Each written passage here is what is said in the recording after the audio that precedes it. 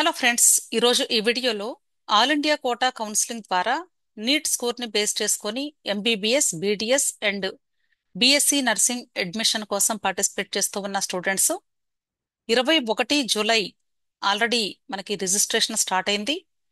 అయితే ఈ రిజిస్ట్రేషన్ మీరు ఎప్పటి వరకు చేసుకోవచ్చు, అలాగే వెబ్ ఆప్షన్స్ ఎప్పటి నుండి స్టార్ట్ అవుతాయి. అంతేకాదు అప్లికేషన్ ఫిల్లింగ్ లో కూడా చాలా మందికి వస్తూ ఉన్నటువంటి డౌట్స్ ను కూడా క్లారిఫై చేయాలి అనుకుంటున్నాను. ఇది రౌండ్ 1 కు సంబంధించినటువంటి స్కెడ్యూల్. ఇక్కడ వీళ్ళు చెప్తున్నది ఏంటంటే జూలై 21వ తారీఖు నుండి జూలై 28వ తారీఖు మధ్యాహ్నం 12 గంటల వరకు కూడా మీరు రిజిస్ట్రేషన్ అండ్ పేమెంట్ చేసుకోవచ్చు అని చెప్తున్నారు. చాలా మంది కూడా ఏమనుకుంటున్నారంటే ఈ 28వ తారీఖుని స్కిప్ చేసేసి 21వ తారీఖు మధ్యాహ్నం 12 గంటల వరకు మాత్రమే అని హడావుడి పడిపోయి అనవసరంగా టెన్షన్ పడిపోతూ ఉన్నారు. దయచేసి కనీసం అక్కడ డేట్స్ ఇచ్చిందన్న కంటితో చూసుకోండి. 21 జూలై నుండి 28 జూలై వరకు కూడా చేసుకోమని చెప్తున్నారు. అలాగే ఒకవేళ మీకు పేమెంట్ ఇష్యూస్ వస్తే 28 3 PM వరకు కూడా మీకు ఫీజు కట్టుకునే అవకాశం కల్పిస్తున్నారు. అలాగే చాయిస్ ఫిల్లింగ్ 22 జూలై నుండి స్టార్ట్ అయ్యి 28 జూలై అర్ధరాత్రి 11 గంటల 55 నిమిషాల వరకు కూడా చాయిస్ ఫిల్లింగ్ చేసుకునే అవకాశం ఉంది. కాబట్టి ఒకవేళ మీరు 21 రిజిస్ట్రేషన్ చేసుకోకపోయినా 22వ తారీఖు అయినా సరే మీరు రిజిస్ట్రేషన్ చేసుకొని మీరు వెబ్ ఆప్షన్స్ పెట్టుకునే అవకాశం ఉంది. ఈ ప్రాసెస్ ని మీరు 28వ తారీఖు అర్ధరాత్రి 11 గంటల 55 నిమిషాల వరకు జరిపించుకోవచ్చు. తర్వాత చాయిస్ లాకింగ్ గురించి నేను చాలా సార్లు చెప్పాను, మరలా ఒకసారి చెప్తున్నాను. చాయిస్ లాకింగ్ మీరు చేయవలసిన అవసరం లేదు. ఎవ్వరు కూడా చాయిస్ లాకింగ్ ని ముట్టుకోవద్దు. అసలు దీని గురించి బ్రెయిన్ లో నుండి తీసేయండి. ఎందుకంటే మీరు చాయిస్ లాక్ చేసిన తర్వాత ఒకవేళ వెబ్ ఆప్షన్ కానీ ఎడిట్ చేసుకోవాలి అనుకుంటే మీకు ఎట్లాంటి పరిస్థితుల్లో కూడా అవకాశం ఉండదు. కాబట్టి దయచేసి ఆ పని ఎవరు కూడా చేయొద్దు. ఇంకొకటి ఏంటంటే మీరు వెబ్ ఆప్షన్స్ పెట్టేటప్పుడు ఒక్కొక్కసారి ఏం చేస్తామంటే మనకు ప్రయారిటీ తెలియక నంబర్ ఆఫ్ వెబ్ ఆప్షన్స్ అని పెట్టేసుకుంటూ వెళతాము. తర్వాత ఎవరో చెప్తారు మీకు ఇవన్నీ కూడా తప్పు, సరిగ్గా లేవు, మీరు మార్చండి అని చెప్పినప్పుడు మీరు ఏం చేస్తారంటే మనకి అక్కడ డిఫరెంట్ ఆప్షన్స్ ఉంటాయి. అంటే మల్టిపుల్ డిలీషన్ అని ఉంటుంది. కొద్దిమంది తెలియక అన్ని సెలెక్ట్ చేసేసి మల్టిపుల్ డిలీషన్ ఇచ్చి మరలా మొదటి నుండి స్టార్ట్ చేసి పెడుతూ ఉంటారు. ఎందుకంటే ఒక కాలేజ్ కానీ ఆర్డర్ మారింది అంటే పైకి క్రిందకి మూవ్ చేయటం కొంచెం కష్టం. అంటే ఓన్లీ సింగిల్ స్టెప్ మాత్రమే మనం ఎట్ ఏ టైం మూవ్ అవ్వగలం. కాబట్టి ఆ రిస్క్ ఎందుకు అని చెప్పి చాలా మంది డిలీట్ చేస్తూ ఉంటారు. అది మీరు 27వ తారీఖు లోగా అయితే పర్లేదు, కానీ సఫిషియంట్ టైం ఉంటుంది. 28వ తారీఖు కానీ పొరపాటున అలాంటి పనులు ఎవరు కూడా దయచేసి చేయవద్దు. ఎందుకంటే మరలా మీరు అన్ని వెబ్ ఆప్షన్స్ పెట్టాలి ఆర్డర్లు అంటే చాలా టైం పడుతుంది. మీకు అలవాటు లేకపోతే మాత్రం చాలా టైం పడుతుంది. కాబట్టి దయచేసి మీకు కావలసినటువంటి వెబ్ ఆప్షన్స్ ని కావాలంటే స్లోగానైనా సరే పైకి క్రిందకి మూవ్ చేసుకోండి యారోస్ యూజ్ చేసి. Clear. Next seat allotment process 29-30 July dates లో జరుగుతుంది. మీకు సుమారుగా 30వ తారీఖు రాత్రికే ప్రొవిజనల్ అలాట్మెంట్ లిస్ట్ రావచ్చు, లేదా 31 జూలై రిజల్ట్ అన్నారు కాబట్టి 31 మార్నింగ్ కూడా మీకు రిజల్ట్ అనౌన్స్ చేయవచ్చు. ఓకే. నెక్స్ట్ ఎవరికైతే సీట్ అలాట్మెంట్ వస్తుందో వాళ్ళు ఆగస్టు 1 నుండి ఆగస్టు 6 లోపు మీరు జాయిన్ అవ్వాల్సి ఉంటుంది. ఖచ్చితంగా మీరు ఆగస్టు 6 సాయంత్రం 4 గంటలకల్లా మీరు జాయిన్ అవ్వకపోతే మాత్రం మీ యొక్క సీట్ ఇమ్మీడియట్ గా క్యాన్సిల్ అయిపోతుంది. ఇండియాలో అన్ని కాలేజెస్ లో కూడా at a time same day same time కి క్లోజ్ చేస్తారు. అంటే రిపోర్టింగ్ ని మీరు యాజ్ ఎర్లీ యాజ్ పాసిబుల్ మీరు ఇమ్మీడియట్ గా కాలేజెస్ దగ్గరికి వెళ్ళి రిపోర్ట్ చేయండి. ఓకే. నెక్స్ట్ మీరు వెళ్ళేటప్పుడు ఏమేమి తీసుకొని వెళ్ళాలి అంటే ఇప్పుడు మీరు అప్లికేషన్ పెట్టారు కాబట్టి అప్లికేషన్ డౌన్లోడ్ చేసుకొని అప్లికేషన్ ప్రింట్అవుట్ ను కూడా తీసుకొని దాంతో పాటు ఆల్ ఒరిజినల్ సర్టిఫికెట్స్, అలాగే minimum 2 or 3 sets of xerox copies అన్ని డాక్యుమెంట్స్ కి, వాటితో పాటు మీరు ట్యూషన్ ఫీ కూడా తీసుకొని వెళ్లాల్సి ఉంటుంది. అంతేకాదు మీరు ఏ కాలేజ్ లో సీట్ వస్తే ఆ కాలేజీ వెబ్సైట్ లోకి వెళ్ళి అక్కడ ఏమైనా ఎఫిడవిట్స్ బాండ్స్ ఉన్నాయో ఒకసారి చూసుకొని వాటిని కూడా మీరు తయారు చేసుకొని కొన్ని నోటరీ కూడా చేపించాల్సి వస్తుంది. అవి కూడా చేపించుకొని తీసుకొని వెళ్ళాలి. సో దయచేసి మీరు ఒక వీడియోలో ఒక విషయాన్ని చెప్పినప్పుడు దయచేసి నోట్ చేసుకోండి. తర్వాత ఈ లాస్ట్ డేట్స్ గురించి మీకు ఎవ్వరికి కూడా సంబంధం లేదు. అలాగే ఇక్కడ పీడబ్ల్యూడి కేటగిరీ స్టూడెంట్స్ కి సంబంధించి కూడా ఒక నోటిఫికేషన్ ఇచ్చారండి. దయచేసి ఇది కూడా మీరు చదివి అర్థం చేసుకొని దాని ప్రకారంగా మీరు పీడబ్ల్యూడి ఫిజికల్ వెరిఫికేషన్ కి అపీర్ అవ్వాల్సి ఉంటుంది. అలాగే ఇప్పుడు ఈ అప్లికేషన్ ప్రాసెస్ చేసేటప్పుడు చాలా మందికి వస్తూ ఉన్నటువంటి డౌట్ గురించి మీకు క్లారిఫై చేస్తాను. మీరు అప్లికేషన్ ఫిల్లింగ్ చేసేటప్పుడు మీరు సర్టిఫికెట్స్ అన్ని కూడా దగ్గర పెట్టుకొని జాగ్రత్తగా ఫిల్ చేయండి. అంతేకాదండి, మీరు సర్టిఫికెట్స్ డేటా ఎంటర్ చేసేటప్పుడు కొన్ని, అంటే మీకు సపోజ్ పిన్ కోడ్ అని ఇచ్చారనుకోండి, పిన్ కోడ్ అంటే కాలేజ్ కోడ్ కాదు. పిన్ కోడ్ అంటే మీరు ఏ కాలేజ్లో చదివారు, ఆ కాలేజ్ ఏ ఏరియాలో ఉంది అనేది ఇంపార్టెంట్. దానికి సంబంధించినటువంటి పిన్ కోడ్ మాత్రమే ఎంటర్ చేయాలి. ఒకవేళ మీకు తెలియకపోతే గూగుల్ సెర్చ్లో చేసైనా సరే తీసుకొని రాయొచ్చు, ప్రాబ్లమే లేదు. ఒకవేళ పిన్ కోడ్ మీ సర్టిఫికెట్స్ మీద ఉన్నది గూగుల్లో కనిపించేది డిఫరెంట్గా ఉంటే, సర్టిఫికెట్స్ మీద ఏది ఉంటే అది నోట్ చేసుకోండి. ఒకవేళ మీరు సర్టిఫికెట్స్ మీదే కాకుండా, అంటే గూగుల్ సెర్చ్లో మీరు టైప్ చేసి రాస్తే అదైనా సరే మీరు ఎంటర్ చేసినా కూడా ప్రాబ్లం ఏమీ లేదు.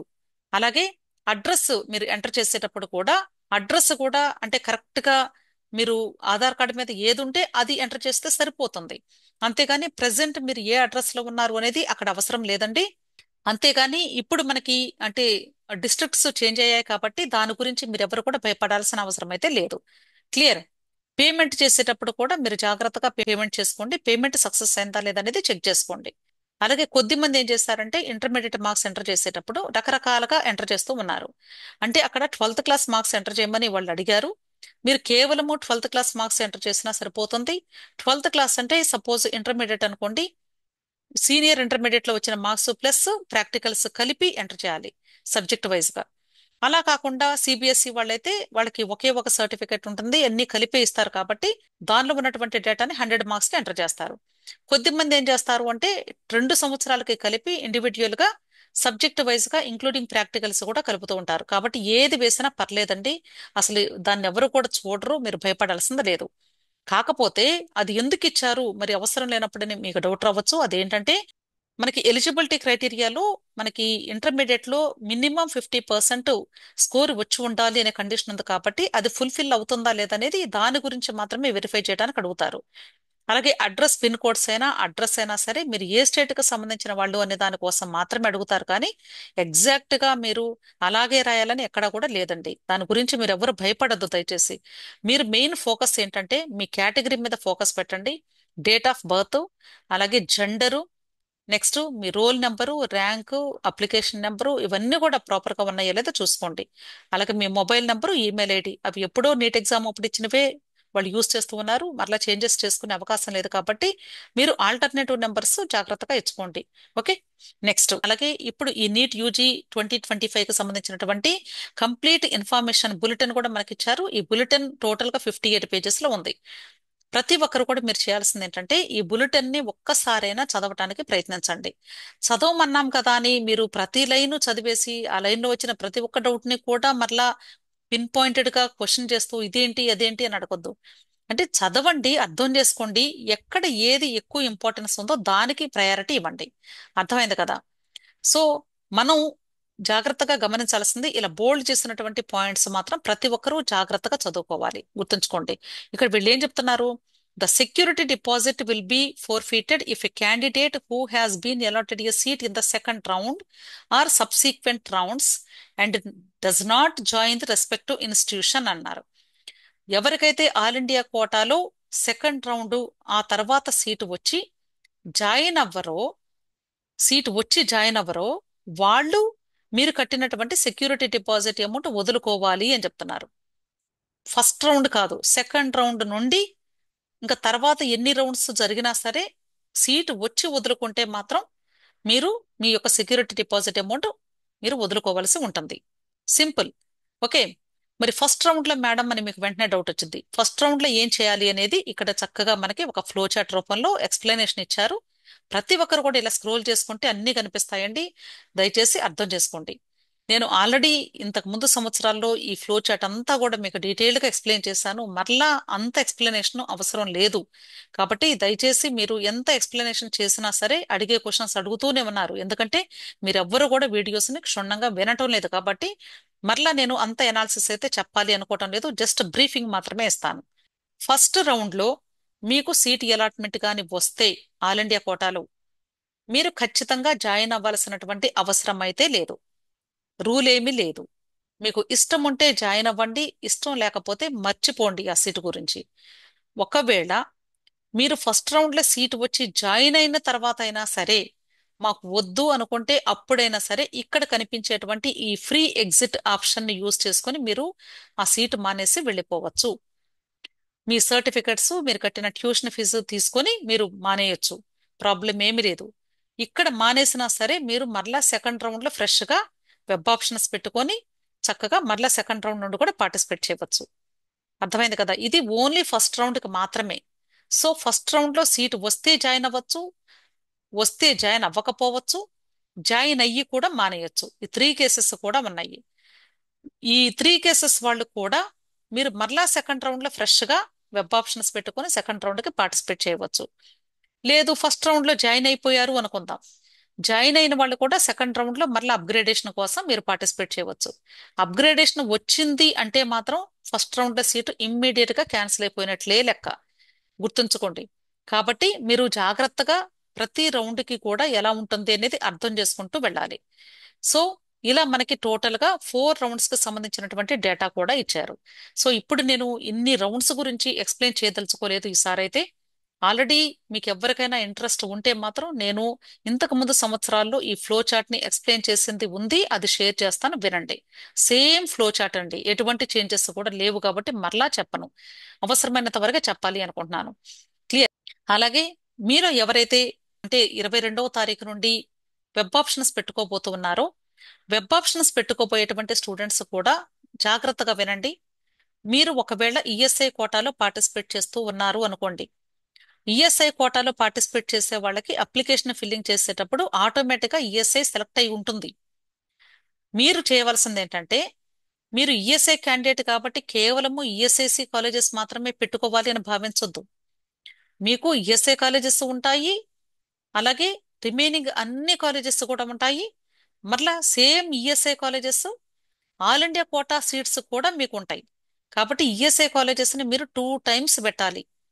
సపోజ్ మీకు ఈఎస్ఐ కాలేజెస్ ఒక 14 కాలేజెస్ ఉన్నాయనుకోండి, మీరు 28 కాలేజెస్ క్రింద పెట్టాలి. అంటే రిపీట్ అవుతాయి.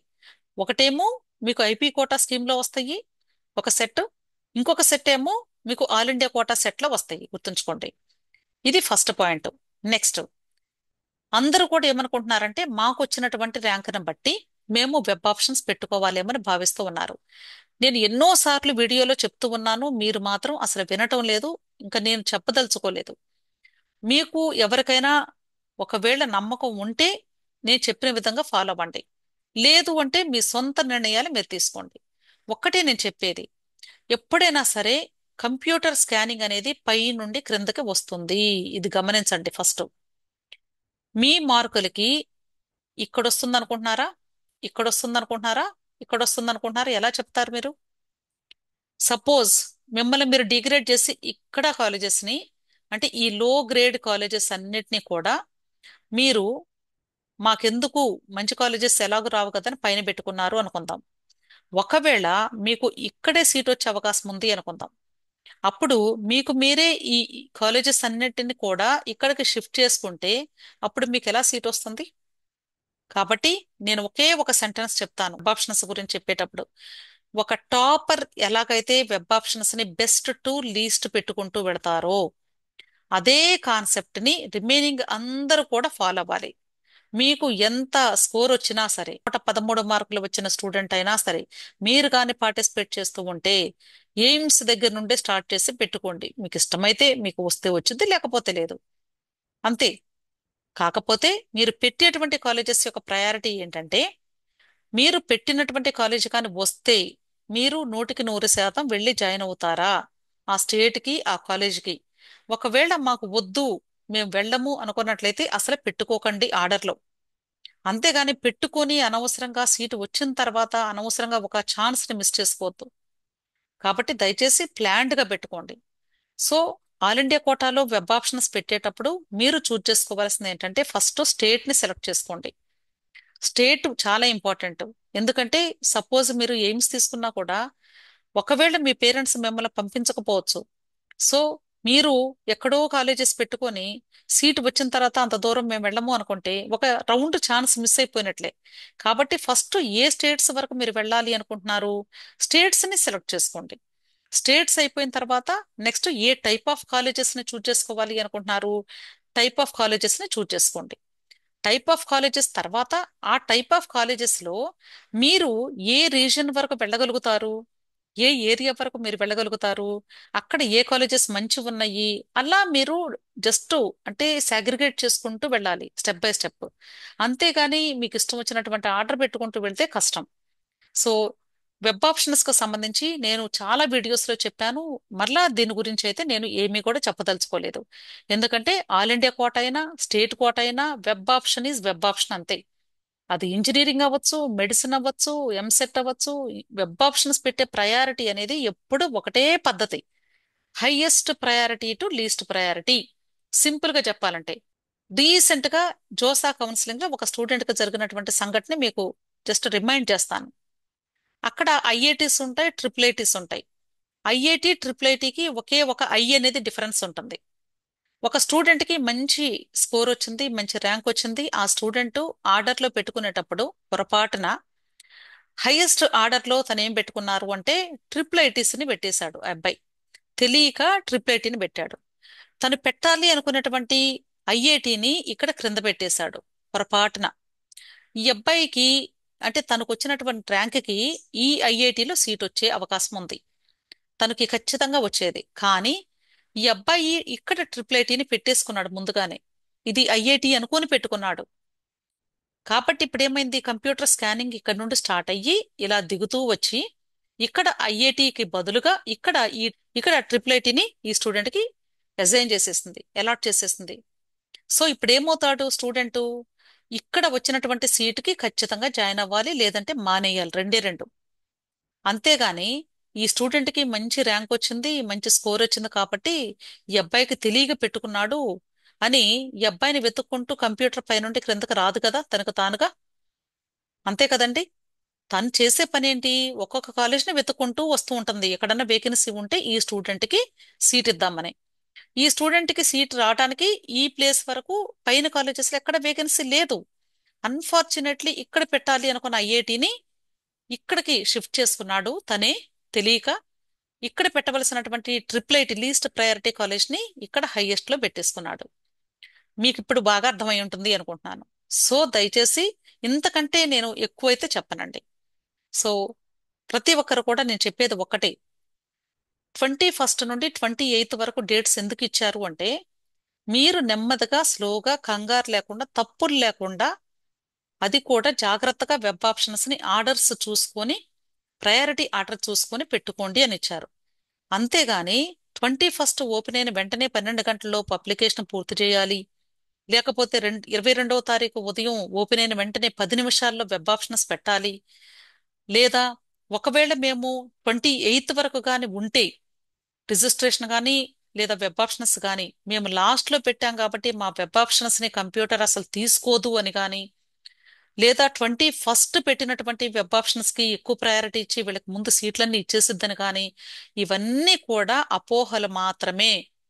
28వ తారీఖు 11:59 లోపు పెట్టినటువంటి ప్రతి ఒక్కరివి కూడా 21వ తారీఖు నుండి 28వ తారీఖు అర్ధరాత్రి 11:59 లోపు పెట్టిన ప్రతి ఒక్కరి వెబ్ ఆప్షన్స్ కూడా సమానమే. అందరివి కూడా సమానమే. దీనికోసం మీరు అనవసరంగా హడావడి పడుతూ తప్పులు చేసుకుంటూ ఉన్నారు. మీరు కొంచెం జాగ్రత్తగా స్లోగా చేసుకుంటే ఈ హడావుడి ఈ తప్పులు ఇవి రావు. మీరు అనవసరంగా పెట్టి తర్వాత మిస్టేక్స్ ఎలా కరెక్ట్ చేసుకోవాలి అంటే కష్టం. దయచేసి ఎవ్వరు కూడా ఇలాంటి మిస్టేక్స్ చేసుకోవద్దు. ఇంకొకటి కూడా, మీరు అప్లికేషన్ ఫిల్లింగ్ చేసేటప్పుడు లెఫ్ట్ సైడ్ ఒక మెనూ ఉంటుంది ఇక్కడ. ఈ మెనూలో ఎవరైనా పొరపాటున ఏదైనా అంటే మీకు రిజర్వేషన్ లాంటిది కానీ తప్పు ఎంటర్ చేసుకుంటే, పొరపాటున ఎవరైనా సరే ఏదైనా అలాంటి వాళ్ళకి మాత్రమే ఇక్కడ ఒక వన్ టైం కరెక్షన్ ఫెసిలిటీ కూడా ఉంటుంది. కేవలము ఒక్కసారి మాత్రమే మీరు కరెక్షన్ చేసుకునే అవకాశం ఉంటుంది. ఇక్కడ నేను వాడుతున్న పదం ఏంటి, కేవలము ఒక్కసారి మాత్రమే అన్నాను, అంతేకాని ఒక్క కరెక్షనే అనలేదు. అంటే మీరు ఒకసారి ఈ లింక్ ని క్లిక్ చేసి అప్లికేషన్ లోపలికి వెళ్ళినప్పుడు ఒకవేళ మీరు పొరపాటున ఒక 2 or 3 కరెక్షన్స్ చేసుకోవాలి అనుకుంటున్నారు, ఈ 2 లేక 3 తప్పులు చేసిన వాటిని కరెక్ట్ చేసుకోవడానికి అన్నీ కూడా చేసుకునే అవకాశం ఉంది. ఎన్నైనా చేసుకోవచ్చు. మీరు 10 కరెక్షన్స్ అయినా అది యాక్సెప్ట్ చేసినన్ని కరెక్షన్స్ చేసుకోవచ్చు. కాకపోతే ఈ కరెక్షన్స్ అన్నీ చేసిన తర్వాత మీరు ఫైనల్ గా సబ్మిట్ చేస్తే మాత్రం మరలా రెండోసారి కరెక్షన్ చేసుకోవడానికి ఓపెన్ అవ్వదు ఈ లింకు. ఒక్కసారి మాత్రమే, ఆ ఒక్కసారి ఎన్నైనా చేసుకోవచ్చు అని అర్థం. ఇది గమనించండి. ఒకవేళ మీరు ఎవరైనా ఇప్పటికే తప్పులు చేస్తుంటే ఇలా చేయండి. ఇలా మీరు సరి చేసుకోండి. సరి చేసుకోమన్నాను కదా అని మీరు అనవసరంగా, అంటే సబ్మిట్ చేసిన వాళ్ళందరూ కూడా లోపలికి వెళ్ళిపోయి మరలా ఒకసారి అప్లికేషన్ ని అంటే అతి భయంతో లేదా అతి జాగ్రత్తతో డిస్టర్బ్ చేసి, అనవసరంగా కరెక్ట్ గా పెట్టిన వాటిని డిస్టర్బ్ చేసి ఎస్ ని నోగా, నోని ఎస్ గా మార్చి, ఇలాంటి మిస్టేక్స్ ఎవరు చేయొద్దు. మీరు ఆల్రెడీ సబ్మిట్ చేసినటువంటి అప్లికేషన్ ఫాము క్యాండిడేట్ ప్రొఫైల్ అని ఉంటుంది ఇక్కడ. అంటే లోపల మీ వెబ్ పేజ్ లో ఆ క్యాండిడేట్ ప్రొఫైల్ ని క్లిక్ చేస్తే అక్కడ మీ అప్లికేషన్ డౌన్లోడ్ అవుతుంది. ఆ అప్లికేషన్ డౌన్లోడ్ చేసుకొని ఒకసారి చెక్ చేసుకోండి. ఇంకొకసారి చెప్తున్నాను ఫైనల్ గా, ఈ అప్లికేషన్ లో అడ్రస్ కు సంబంధించింది కానీ, పిన్ కోడ్ కి సంబంధించింది కానీ, లేదా కాలేజెస్ నేమ్స్ కి సంబంధించింది కానీ మీరు పెద్దగా పట్టించుకోవాల్సిన అవసరం లేదు, భయపడాల్సిన అవసరం లేదు. గుర్తుంచుకోండి, అవి మిస్టేక్స్ ఏ కాదు. మీకు మిస్టేక్స్ అంటే కేటగిరీ, మార్క్స్, ర్యాంక్స్, లేదా మీరు ఏ టైప్ ఆఫ్ కాలేజెస్ ని చూజ్ చేసుకున్నారు పార్టిసిపేట్ చేయడానికి, అవి ఇంపార్టెంట్. కాబట్టి మీరు అనవసరంగా అడ్రస్ కి, లేదా స్కూల్ పేరుకి, లేదా స్కూల్ అడ్రస్ కి, వీటికి ఎక్కువ ప్రయారిటీ ఇవ్వద్దు. సో ప్రతి ఒక్కరికి కూడా ఈ వీడియో తప్పకుండా హెల్ప్ అవుతుంది అని భావిస్తూ ఉన్నాను. పీడబ్ల్యూడి కేటగిరీ స్టూడెంట్స్ కి సంబంధించి నేను సపరేట్ గా ఒక వీడియో చేస్తాను. ఈ వీడియోని దయచేసి ప్రతి ఒక్కరు కూడా శ్రద్ధగా వినండి, ఒకటికి రెండు సార్లు చెప్పింది విని ఫాలో అవ్వండి. ఓకే. మీలో ఎవరికైనా సరే ఇంకా డౌట్స్ ఉంటే వీడియో క్రింద కమెంట్ బాక్స్ లో కమెంట్ చేస్తే నేను, అంటే ప్రతి కమెంట్ కి ఆన్సర్ ఇవ్వడం కూడా కష్టమండి. అంతేకాదు, ఇప్పుడు ఈ కౌన్సిలింగ్ పీరియడ్ లో వీడియోస్ చేయాలి అన్నా, అలాగే కౌన్సిలింగ్ వర్క్ చేయాలి అన్నా కూడా కష్టం కాబట్టి, సో ప్రతి ఒక్కరు కూడా వీలైతే టెలిగ్రామ్ గ్రూప్ లో జాయిన్ అయినట్లయితే నేను హెల్ప్ చేయగలుగుతాను. విష్ ఆల్ ది బెస్ట్ అండి. వీడియో నచ్చితే లైక్ చేయండి, మీ ఫ్రెండ్స్ కూడా షేర్ చేయండి, అలాగే నా ఛానల్ తప్పకుండా సబ్స్క్రైబ్ చేసుకోండి. Thank you. Wish all the best.